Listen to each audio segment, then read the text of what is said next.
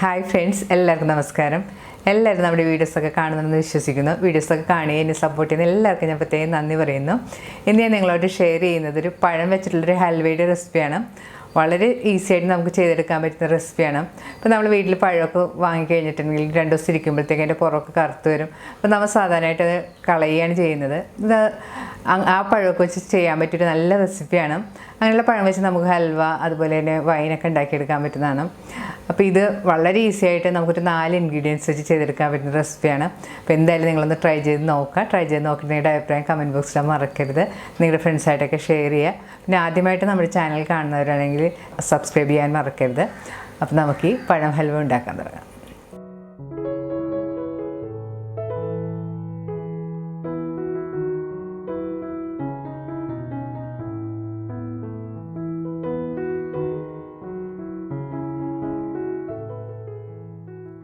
ഹൽവ ഉണ്ടാക്കാനായിട്ട് ഞാനിവിടെ എടുത്തിരിക്കുന്നത് ഈ സൈസിലുള്ള 5 പഴമാണ്. ഈ പഴത്തിൻ്റെ വെയിറ്റ് ഏകദേശം 500 ഗ്രാം കാണും. ഞാനിവിടെ ഹൽവ ഉണ്ടാക്കാനായിട്ട് എടുത്തിരിക്കുന്നത് പൂവൻ പഴമാണ്. അപ്പോൾ നിങ്ങൾക്ക് വീട്ടിൽ ഇഷ്ടമുള്ള ഏത് പഴം വെച്ച് ഇത് ഉണ്ടാക്കിയെടുക്കാം. ഞാലിപ്പൂവനോ പാളയംകോടനോ ഏത് പഴം വെച്ച് നമുക്കിത് ഉണ്ടാക്കിയെടുക്കാം. നല്ല പഴുത്ത പഴം തന്നെ ഹൽവ ഉണ്ടാക്കാൻ എടുക്കുന്നതാണ് നല്ലത്. ഇതുപോലെ കൂടുതൽ പഴുത്ത് പുറമെല്ലാം കറുത്ത് തുടങ്ങുന്ന പഴമൊന്നും നമ്മൾ കളയേണ്ട ആവശ്യമില്ല. നമുക്കത് വെച്ച് ഇതുപോലെ ഹൽവ, കേക്ക്, വൈനൊക്കെ ഉണ്ടാക്കിയെടുക്കാൻ പറ്റുന്നതാണ്. ഇനി നമുക്ക് വേണ്ടത് ശർക്കരയാണ്.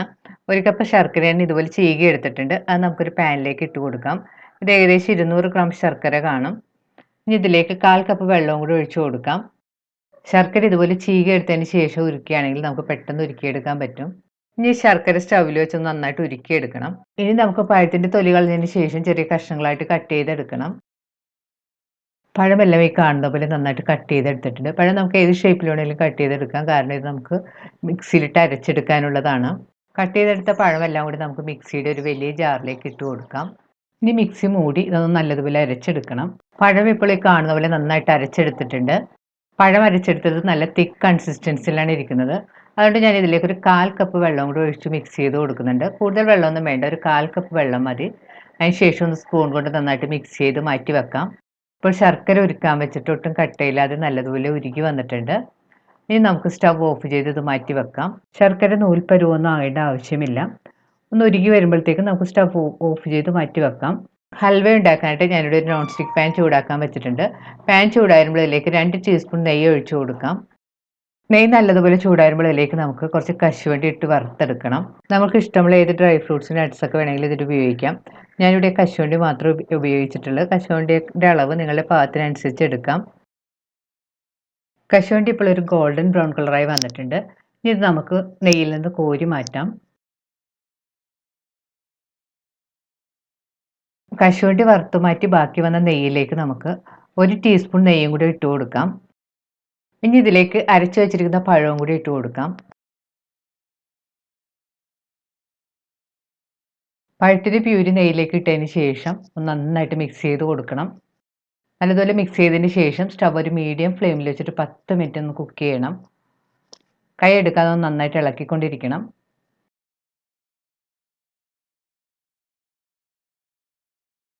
പഴം നെയ്യിലിട്ട് വഴറ്റാൻ തുടങ്ങിയിട്ട് ഒരു 10 മിനിറ്റ് എല്ലാം കഴിഞ്ഞിട്ടുണ്ട്.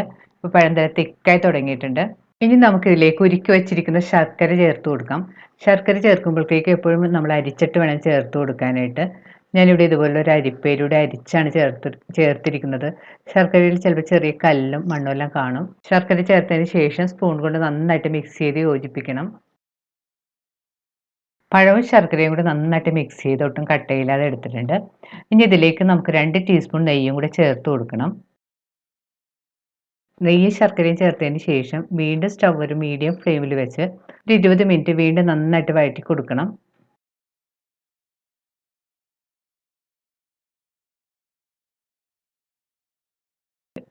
മിനിറ്റ് നന്നായിട്ട് വഴറ്റി കഴിഞ്ഞപ്പോഴത്തേക്കും നല്ല തിക്കായി തുടങ്ങിയിട്ടുണ്ട്. ഈ സമയത്ത് നമുക്കിതിലേക്ക് വറുത്ത് വെച്ചിരിക്കുന്ന കശുവണ്ടിയും 1 ടീസ്പൂൺ നെയ്യും കൂടെ ചേർത്ത് വീണ്ടും നന്നായിട്ട് വഴറ്റി കൊടുക്കണം. വീണ്ടും ഒരു 10 മിനിറ്റ് നന്നായിട്ട് വഴറ്റി കൊടുക്കാം. ഇതിലേക്ക് പൊടിച്ചു വെച്ചിരിക്കുന്ന 1/2 ടീസ്പൂൺ ഏലക്കാപ്പൊടിയും കൂടി ചേർത്ത് കൊടുക്കാം. ഏലക്കാപ്പൊടി ചേർത്ത് വീണ്ടും നന്നായിട്ട് വഴറ്റി കൊടുക്കണം. ഏലക്കാപ്പൊടി ചേർത്തതിന് ശേഷം വീണ്ടും സ്റ്റവ് ഒരു മീഡിയം ഫ്ലെയിമിൽ വെച്ചിട്ട് 5 മിനിറ്റ് നന്നായിട്ട് വഴറ്റി കൊടുക്കാം. ഇപ്പോൾ ഹൽവ നല്ല പാകത്തിന് തിക്കായി പാനിലൊന്നും ഒട്ടും ഒട്ടിപ്പിടിക്കാതെ നല്ലൊരു ബോൾ പോലെ ആയി വരാൻ തുടങ്ങിയിട്ടുണ്ട്. ഇപ്പോൾ നമ്മുടെ ഹൽവ പാകമായിട്ടുണ്ട്. ഇനി നമുക്ക് സ്റ്റവ് ഓഫ് ചെയ്യാം. ഇനി നമുക്ക് ഇതുപോലുള്ളൊരു കേക്ക് ടിന്നിൽ കുറച്ച് നെയ്യ് തടവി കൊടുക്കാം. ഇപ്പോൾ നിങ്ങളുടെ കയ്യിൽ കേക്ക് ടിന്നൊന്നും ഇല്ലെങ്കിലും കുഴപ്പമൊന്നുമില്ല. നമുക്ക് സ്റ്റീൽ പ്ലേറ്റ് ഒക്കെ ഉണ്ടെങ്കിൽ അതിൽ ഇതുപോലെ എണ്ണ തടവി കൊടുത്താൽ മതി. ഇനി നമുക്കിതിലേക്ക് റെഡിയാക്കി വെച്ചിരിക്കുന്ന ഹൽവ ഇട്ട് കൊടുക്കാം. ഹൽവ ഇട്ടതിന് ശേഷം സ്പൂൺ കൊണ്ട് നന്നായിട്ട് ലെവൽ ചെയ്ത് കൊടുക്കണം. ഒരു സ്പൂണിൻ്റെ ബാക്കിൽ കുറച്ച് നെയ്യ് പുരട്ടിയതിന് ശേഷം ഹൽവയുടെ മുകളിൽ നമ്മൾ ലെവൽ ചെയ്ത് കൊടുക്കുകയാണെങ്കിൽ നല്ല ഭംഗിയിൽ നമുക്ക് ഹൽവ ഇതുപോലെ ലെവൽ ചെയ്തെടുക്കാൻ പറ്റും. ഇനി ഹൽവ നല്ലതുപോലെ ഉറച്ച് ഒന്ന് സെറ്റായി കിട്ടാൻ വേണ്ടി നമുക്ക് 1 മണിക്കൂർ ഒന്ന് മാറ്റി വെക്കാം. ഹൽവ തണുക്കാൻ വെച്ചിട്ട് ഇപ്പോൾ 1 മണിക്കൂറെല്ലാം കഴിഞ്ഞിട്ടുണ്ട്. നല്ലൊരു സെറ്റായി വന്നിട്ടുണ്ട്. ഇനി ഇതിൻ്റെ സൈഡൊക്കെ നമുക്കൊന്ന് കത്തി കൊണ്ട് ഇതുപോലെ വിടിപ്പിച്ച് കൊടുക്കാം.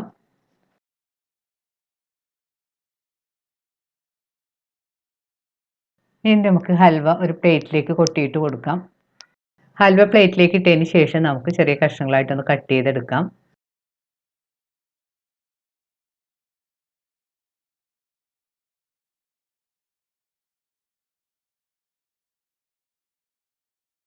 കട്ട് ചെയ്തെടുത്തതിന് ശേഷം നമുക്ക് ഇതിൻ്റെ പുറത്തേക്ക് കുറച്ച് വറുത്ത് വെച്ചിരിക്കുന്ന കശുവണ്ടിയൊക്കെ വെച്ച് വേണമെങ്കിൽ ഗാർണിഷ് ചെയ്യാം. റെഡിയായ ഹൽവ നമുക്കൊന്ന് കയ്യിലെടുത്ത് നോക്കാം. നല്ല സോഫ്റ്റ് ഹൽവയാണ്. നമ്മുടെ വായിൽ വെച്ചാൽ അലിഞ്ഞു പോകുന്നൊരു ഹൽവയാണ്. നല്ല ടേസ്റ്റിയുമാണ്. വളരെ ഈസി ആയിട്ട് നമുക്ക് ഉണ്ടാക്കിയെടുക്കാൻ പറ്റുന്നതാണ്. അപ്പോൾ എന്തായാലും നിങ്ങളൊന്ന് ട്രൈ ചെയ്ത് നോക്കുക. വീണ്ടും ഇതുപോലെ നല്ല ടേസ്റ്റിയും യമ്മിയുമായിട്ട് റെസിപ്പി ആയിട്ട് കാണാം. Thank you.